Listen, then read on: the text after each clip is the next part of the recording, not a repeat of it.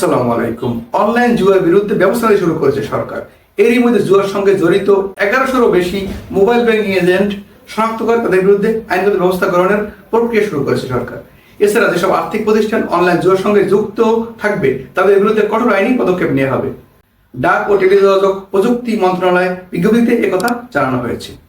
Online জুয়ার বিরুদ্ধে কড়া হুঁশিয়ারি দিয়েছেন এসপি মাকসুদ আক্তার। যদি কারো মোবাইল থেকে অনলাইন বা ক্যাসিনো অ্যাপ পাওয়া যায় সেটাই তাকে শাস্তি দেওয়ার জন্য যথেষ্ট। পুলিশ তাকে গ্রেপ্তার করবে, আদালতে সোপর্দ করবে এবং 2 বছরের কারাদণ্ড বা 1 কোটি টাকা জরিমানা বা উভয় দণ্ডে দণ্ডিত করা হবে বিচারের মাধ্যমে। তিনি বলেন, এজন্য আমি সবার মাধ্যমে জানাতে চাই, যদি কারো অনলাইন বা ক্যাসিনো জুয়ার কোনো অ্যাপ থাকে তাহলে সেটি মুছে ফেলুন। আজ থেকে আমরা সিরিন অভিযান পরিচালনা করব। বর্তমানে এখন ফেসবুকে বেশ জুয়া বা ক্যাসিনো অ্যাপের বিজ্ঞাপন দেখা যায়। এমনকি আমাদের দেশের সব থেকে ভালো খেলোয়াড় সাকিবুল হাসানও এই অনলাইন জুয়া বিজ্ঞাপনের সাথে সম্পৃক্ত। হাজার হাজার মানুষ নিঃস্ব হয়েছে এই জুয়া বা ক্যাসিনোর মাধ্যমে। অনেকে জমি জমা বিক্রি করেছে, ঘর বাড়ি বিক্রি করেছে, এমনকি গরু বছর বিক্রি করেও এই অনলাইন জুয়ায় ইনভেস্ট করে তারা নিঃস্ব হয়েছে। হাজার হাজার কোটি টাকা বাংলাদেশ থেকে বিদেশে চলে গেছে। তাই এখনই বেশ ভালো পদক্ষেপ নেওয়া দরকার ছিল, যেটি সরকার ইতিমধ্যেই নিয়েছেন। এর জন্য সরকার প্রশংসার দাবিদার। সাইবার সুরক্ষা অধ্যাদেশ 2025 ধারা 20 অনুযায়ী অনলাইন জুয়া খেলা, জুয়া সংক্রান্ত অ্যাপস, পোর্টাল তৈরি বা প্রচারণা চালানো শাস্তিযোগ্য অপরাধ।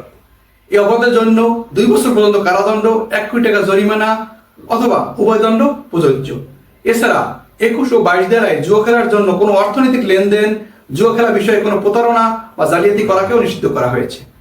তাই এখনই যারা ভাববেন এই জুয়া লটারির মতো টাকা কামানোর জায়গা, তাই খেলার আগে 2 বার চিন্তা করুন। মানে এখন সরকার যে আইনটি করেছে সে আইনে এখন থেকে জুয়া বা ক্যাসিনো কোনো খেলা অংশগ্রহণ করা যাবে না। এর সাথে যারাই যুক্ত থাকবেন তাদেরকে আইনের আওতায় নেওয়া হবে এবং 2 বছরের জেল, 1 কোটি টাকা জরিমানা অথবা উভয় দণ্ডে দণ্ডিত হতে পারেন। তাই এখন থেকেই যারা এর সাথে সম্পৃক্ত তারা সাবধান হয়ে যান। আমাদের ধর্ম, সমাজ এবং দেশের আইন এই জুয়াকে সমর্থন করে না। তাই জুয়ার বিরুদ্ধে সচেতনতা বাড়ানো জরুরি এবং আলেমদের উচিত এই জুয়ার বিরুদ্ধে বেশ বক্তব্য প্রচার করা এবং সমাজে সচেতনতা বৃদ্ধি করা। কারণ এদেশের মানুষ ধর্মপ্রাণ, তাই আলেমদের কথা বেশ শুনবে। তাই সকলের কাছে আমি অনুরোধ রাখবো, যারা এই ক্যাসিনো বা জুয়ার সাথে সম্পৃক্ত কোনো না কোনোভাবে, তারা সকলেই এ থেকে বিরত থাকুন এবং কারো যদি মোবাইলে এই ধরনের অ্যাপস থাকে সেটা ডিলিট করে এই জুয়া থেকে বেরিয়ে আসুন। এটি থেকে কেউই ভালো আয় করতে পারে না। প্রথম দিকে কিছু আয় করা সম্ভব হলেও পরবর্তী তারা নিঃস্ব হয় এবং হাজার হাজার কোটি টাকা বিদেশে চলে যায়। তাই এখনই এ থেকে সাবধান হয়ে যান এবং মোবাইল অ্যাপস ডিলিট করে দেন যদি বাঁচতে চান। ইতিমধ্যেই এ বিষয়ে অভিযান পরিচালনা শুরু করেছে। ধীরে ধীরে এই অভিযান আরো প্রকোপ হবে বলে ধারণা করা হচ্ছে।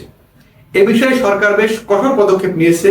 তারপরও সামাজিক সচেতনতা বৃদ্ধি না পেলে এই অ্যাপস বা ক্যাসিনো থেকে বিরত রাখা জনগণকে খুব কঠিন হয়ে দাঁড়াবে।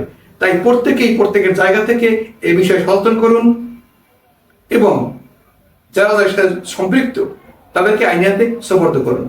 ধন্যবাদ দর্শক, ভালো থাকবেন। আরো ভালো সংবাদ পেতে আমার সাথেই থাকুন। আমি মামুন চৌধুরী। আল্লাহ হাফেজ।